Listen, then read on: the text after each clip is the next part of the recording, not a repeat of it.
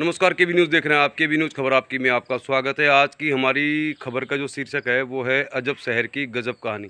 ये ना आज हम आपको कोटद्वार में राजनीति की बात करेंगे, जो आपका भी पसंदीदा विषय है। कोटद्वार के लोगों को राजनीति में बड़ी दिलचस्पी है। मतलब अगर जनवरी में मेयर के चुनाव हो गए तो फिर आप देखिए चुनाव की रैलियाँ, चुनाव की सभाएँ, चुनाव के दिन शाम का माहौल बड़ा अजब रहता है कोटद्वार में। और ये बहुत लंबे समय से है कि कोटद्वार के लोगों को राजनीति में बड़ी दिलचस्पी है और सभी लोगों को चुनाव का इंतज़ार रहता है।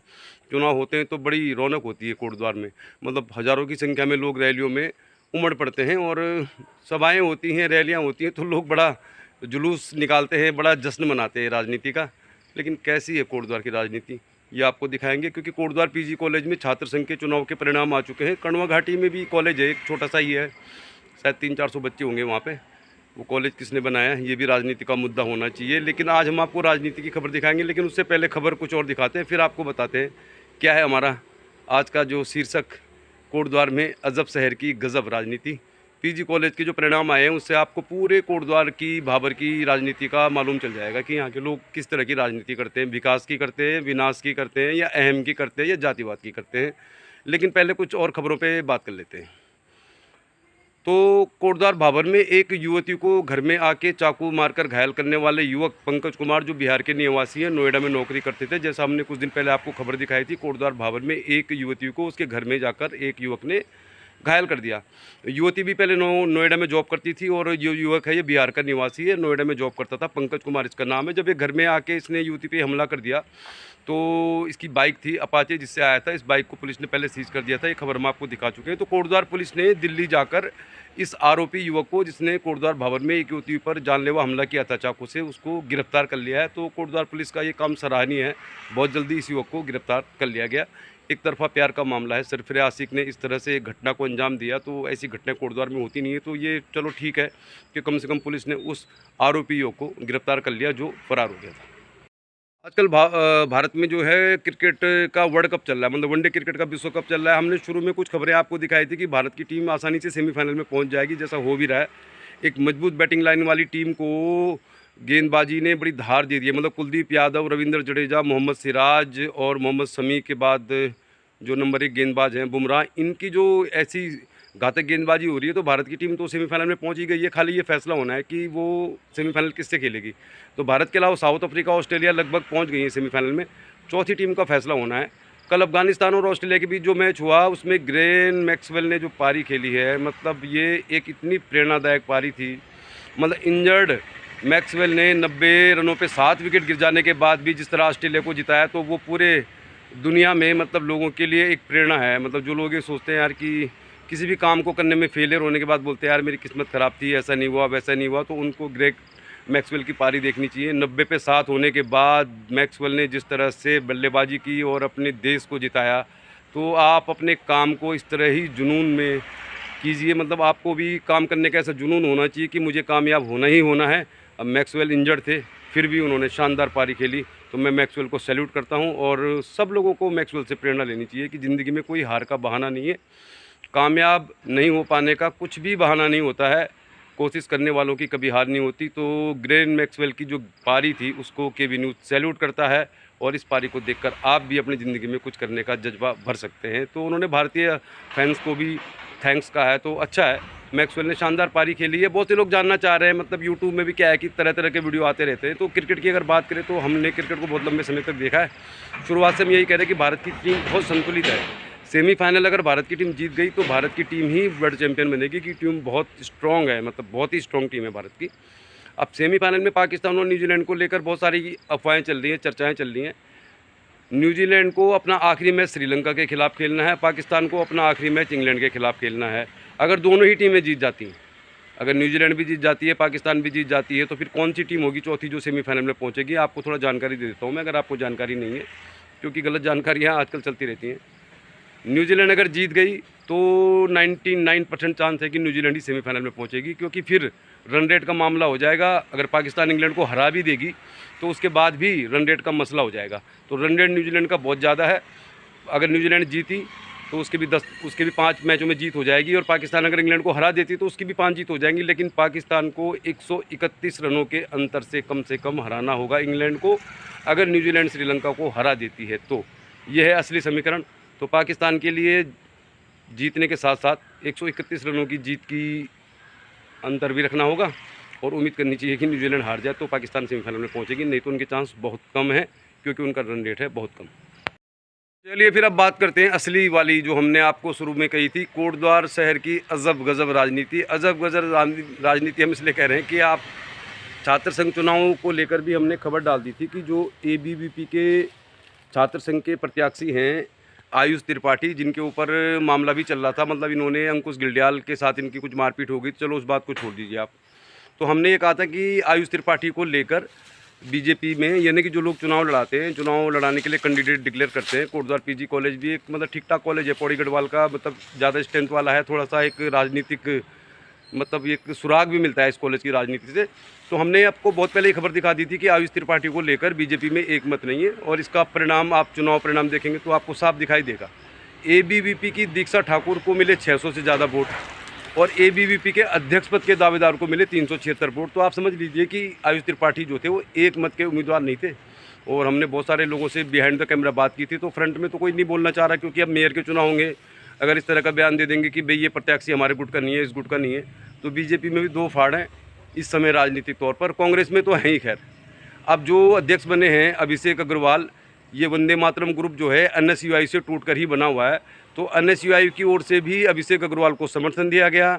और मुझे ऐसा लगता है, मतलब मेरा स्पष्ट तौर पर मानना है कि ABVP के जो छात्र नेता थे, मतलब जिनको उम्मीदवार बनाया गया था, और हमने पहले ही बता दिया था आपको ये कि यहाँ पर ये कुछ होने वाला है, मतलब आयुष त्रिपाठी को केवल 376 वोट मिले, जबकि ABVP की दीक्षा ठाकुर को मिले 600 से ज़्यादा वोट। तो मतलब एक ही कॉलेज में एक ही पार्टी के सिंबल पे, मतलब एक ही छात्र संगठन के सिंबल पर लड़ने वाले दो कैंडिडेटों को मिलने वाले वोट देखिए आप।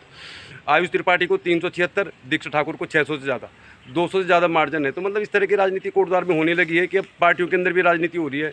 NSUI के जो कैंडिडेट थे मनदीप ऋषभ, उनको 215 वोट मिले शायद। तो अब राजनीति ऐसी हो रही है कि मतलब अहम की राजनीति हो रही है। छात्रों को लेकर कहा जाता है युवा देश का भविष्य होते हैं, तो इन युवाओं के पास कोई मुद्दा नहीं है, मतलब कोटद्वार के विकास को लेकर कोई मुद्दा नहीं है। कोटद्वार PG कॉलेज में जो छात्र पढ़ रहे हैं उनके भविष्य की क्या है, कोई मुद्दा नहीं है। तो मतलब ये केवल अहम अपने आदमी को टिकट मिल जाए चाहे वो हार ही जाए, इस तरह की राजनीति कोटद्वार में हो रही है। और यही राजनीति अब मेयर में भी आपको दिखाई देगी। मेयर का जो चुनाव होने वाला है, अभी तो उसकी डेट डिक्लेयर नहीं हुई है। अब कन्नो घाटी की बात करते हैं। कन्नो घाटी में भी एक डिग्री कॉलेज है, किसने बनाया है इसकी जानकारी आप खुद ले लेना। अब इस डिग्री कॉलेज में जो चुनाव हुए, इनमें ABVP को एक तरफा जीत हासिल हुई है, और मैं सारे जीतने वाले कैंडिडेट को बधाई देता हूँ। बहुत शानदार जीत, ABVP ने एक तरफा जीत हासिल की है किशनपुरी के डिग्री कॉलेज में। और अब किशनपुरी डिग्री कॉलेज के जो चुनाव जीते हुए कैंडिडेट हैं, उनको मैं कहना चाहता हूँ कि मालन पुल टूटा हुआ है, मालन पुल लोग जा भी नहीं रहे हैं। अब आपका चुनाव कवरेज कैसे करते हैं हम भी चाह रहे थे कि किशनपुरी के डिग्री कॉलेज के चुनाव परिणाम को हम दिखाएं, कैसा हुआ, कैसे जीते, कैसा जश्न हुआ, लेकिन दिखा नहीं सकते क्योंकि वहाँ पे जाने का रास्ता बहुत मुश्किल है।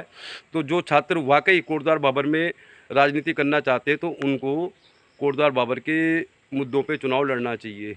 कोटद्वार डिग्री कॉलेज का चुनाव बहुत अलग तरह का था, और यहाँ से आपको मालूम चल जाएगा कि कोटद्वार में किस तरह की राजनीति हो रही है, किस तरह की गुटबाजी हो रही है। और ये अहम की लड़ाई है, नाम की लड़ाई है, विकास की लड़ाई नहीं है, मुद्दों की लड़ाई नहीं है। चलिए कोटद्वार डिग्री कॉलेज पर दिखाते हैं आपको चुनाव पर एक रिपोर्ट।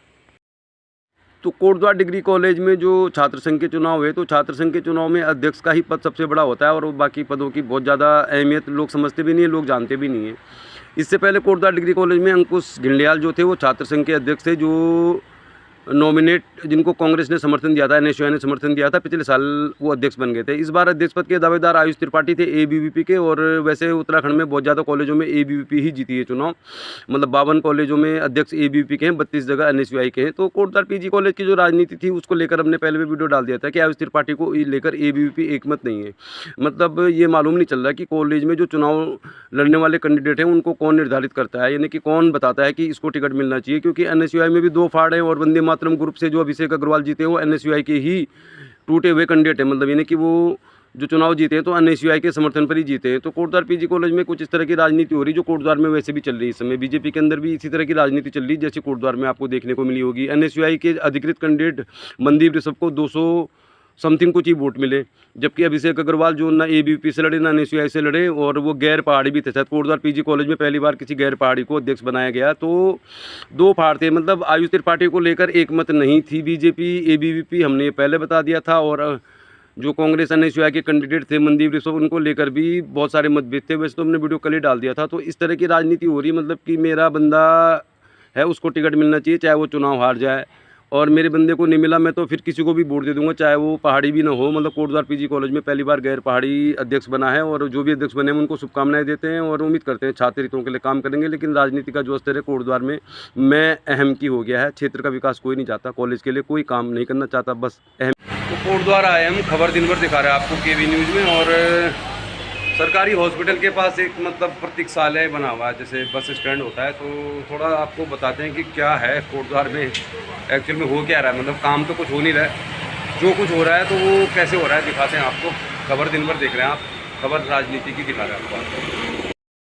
इस तरह की राजनीति हो रही है। छात्र संघ अध्यक्ष के चुनाव में आप देख लिया होगा आपने, ABVP और NSUI के जो उम्मीदवार थे उनको अपने ही संगठन से पूरा सहयोग नहीं मिला। और अब आप देखिए बोर्ड लगे, 2 तरह के बोर्ड दिखा रहा है आपको। हम एक बोर्ड में ये मनदीप ऋषभ ने इतना शानदार कटआउट लगाया हुआ है, न जाने कितना खर्चा किया चुनाव में, और बड़े बड़े कटआउट ऐसे लगा दिए जैसे मेयर का चुनाव लड़ रहे हो या किसी बहुत बड़ी यूनिवर्सिटी के अध्यक्ष का चुनाव लड़ रहे हो, और वोट मिले इनको 215-20 के आसपास।